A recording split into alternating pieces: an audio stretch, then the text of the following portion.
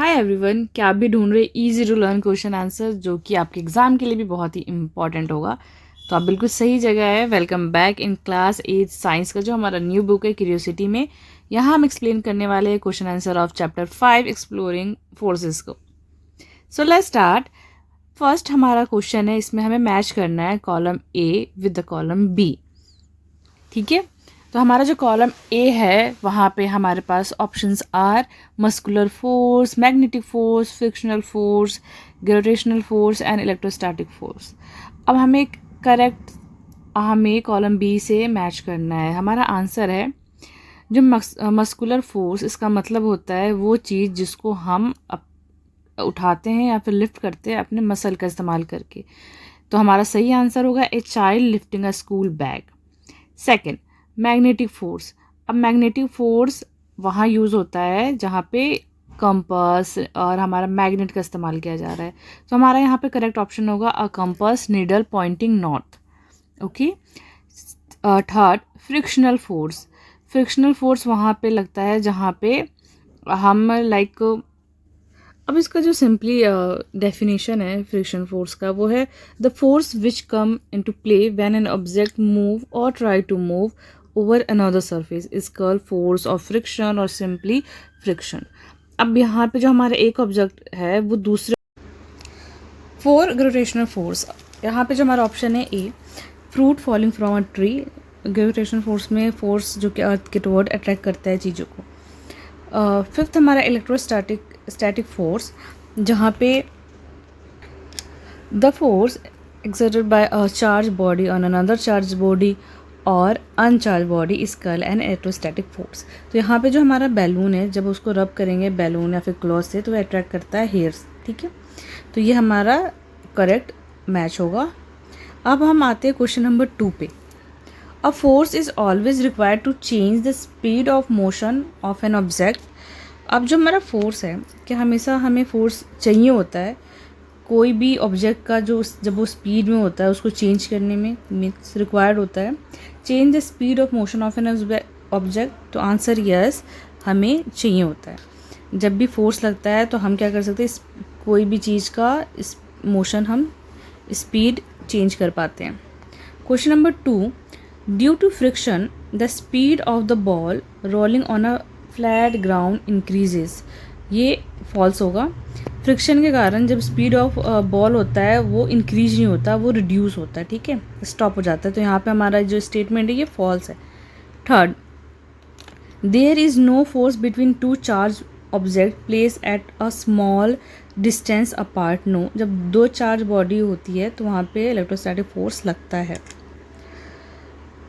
Third, अब हमारा third question है, टू बैलून रब विद अ उलन क्लोथ। दो बैलून को हमने उलन क्लोथ से रब करा है। ठीक है, आर ब्राउट, उसको फिर हम एक दूसरे के पास रखेंगे। What would happen and why, क्या होगा और क्यों होगा? आंसर, वो एक दूसरे को रिपेल करेंगे because both acquire the same type of electric charges like charges repel. अब दोनों ही एक जैसे चार्जेस हैं तो वो एक दूसरे को रिपेल करेंगे क्योंकि सेम चार्जेस एक दूसरे को रिपेल करते हैं। Question number 4, when you drop a coin in a water, अब हम in water it sinks but a bigger wooden block float. Explain. आपने देखा होगा जब भी आपका कोई भी एक कॉइन है, अगर आप उसको पानी में फेंकोगे तो वो ड्रॉप कर जाती है, वो नीचे चली जाएगी, वो सिंक हो जाएगा। बट उसी पानी में अगर आप वुडन ब्लॉक फेंकोगे, थ्रो करोगे तो वो फ्लोट करता है। ऐसा क्यों होता है, एक्सप्लेन करना है। तो कॉइन इसलिए सिंक हो जाता है क्योंकि उसका जो वेट है वो ज़्यादा है।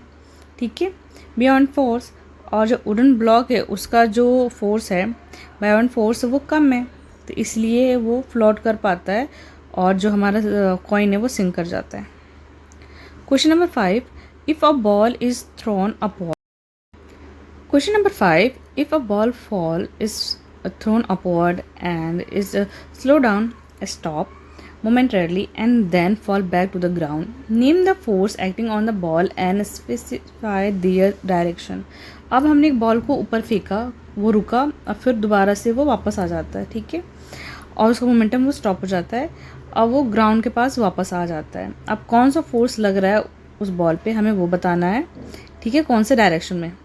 तो अपवर्ड जो मोशन हो रहा है gravity and air resistance act downward, downward जो मोशन हो रहा है वो ग्रेविटी एक्ट कर रही है वहाँ पे, and air resistance upward, at the top most point जो ग्रेविटी है वो डाउनवर्ड की तरफ एक्ट कर रही है, ठीक है।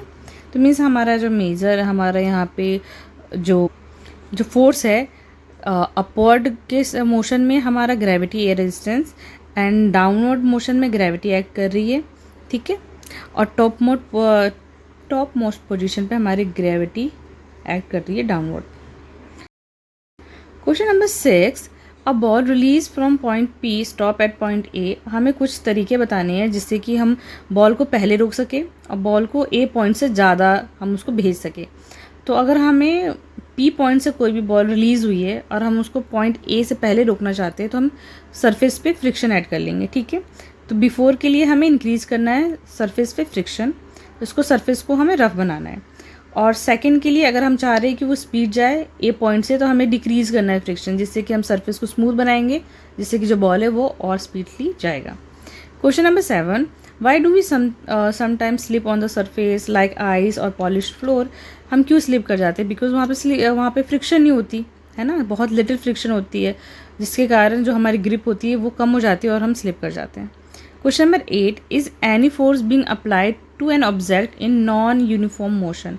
क्या नॉन यूनिफॉर्म मोशन में कौन सा फोर्स अप्लाइड होता है? Yes, a force act whenever speed और डायरेक्शन चेंज। हर वो जगह पे फोर्स एप्लीकेबल होता है, एक्ट करता है जहाँ पे स्पीड और डायरेक्शन चेंज होती है, ठीक है। Question number 9, the weight of an object on the moon become 1/6 of its weight on the earth. अब मून पे क्या होता है, जितना भी हमारा अर्थ पे वेट है उसका 1/6 मून पे हो जाता है। वॉट कज this change, does it mass also become 1/6। तो ये ऐसा क्यों होता है? और अगर कोई भी ऑब्जेक्ट का मास अगर अर्थ पे है तो वो 1/6 वहाँ पे होगा क्या? क्या जो उसका मास है वो भी 1/6 हो जाता है? तो मून है वहाँ पे जो ग्रेविटी वो वीक है, इसलिए जो भी जितने भी चीज़ें होती हैं वहाँ पे जाकर उसका 1/6 मास हो जाता है।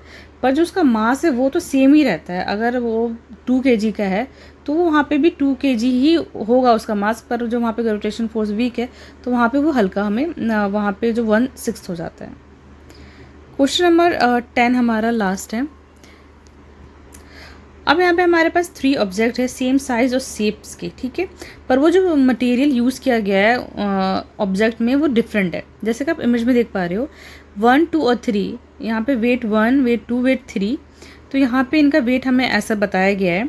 अब हमें यहाँ पे ऑप्शंस दिए गए हैं 4 ऑप्शंस। यहाँ पे सॉरी, यहाँ पे ऑप्शंस थोड़े से मिसप्रिंट हो गए हैं। तो यहाँ पे 4 ऑप्शंस जैसे कि आप क्वेश्चंस में देख पा रहे हो। तो हमें इसका सही ऑर्डर बताना है कि इसके वेट के अकॉर्डिंग कि हमारा जो पहला ऑब्जेक्ट है 2 या 3rd, इन तीनों में सबसे हैवी कौन सा है। तो इसके अकॉर्डिंग हमारा 1 ऑप्शन सही होगा, या फिर 2, या फिर 3rd, या फिर 4। तो क्या पहला ऑप्शन देखते हैं जहाँ पे वेट 1, 2, 3 तीनों ही इक्वल है। तो ऐसा है नहीं, इमेज हमें बता रहा है कि तीनों वेट इक्वल नहीं है, क्योंकि जो सबसे पहला इमेज है उसमें जो वेट है वो जल्दी सिंक कर जाता है। हम जितना ज़्यादा सिंक होगा इसका मतलब है उतने ही ज़्यादा वो वेट वाला हमारा ऑब्जेक्ट है। तो इसका मतलब जो फर्स्ट हमारा ऑब्जेक्ट है वो सबसे हैवी है, ठीक है। इससे हमारा और जो सेकंड ऑब्जेक्ट है वो उससे थोड़ा कम हैवी, और जो 3rd ऑब्जेक्ट है वो थोड़ा सबसे ज़्यादा लाइटर है। तो इस हिसाब से जो हमारा ऑप्शन 2 हमारा ये करेक्ट है। तो यहाँ पे हमारे ये एक्सरसाइज से क्वेश्चन आंसर फिनिश होते हैं। इसके एक्सप्लेनेशन, कीवर्ड और सारे चैप्टर के क्वेश्चन आंसर, कीवर्ड, नोट्स सारे मेरे चैनल के प्लेलिस्ट में मिल जाएगा। इंपॉर्टेंट क्वेश्चन आंसर, MCQ, आप वहाँ से जाकर देख सकते हो। If you like it, like, share and subscribe my channel. See you next one, till then bye bye.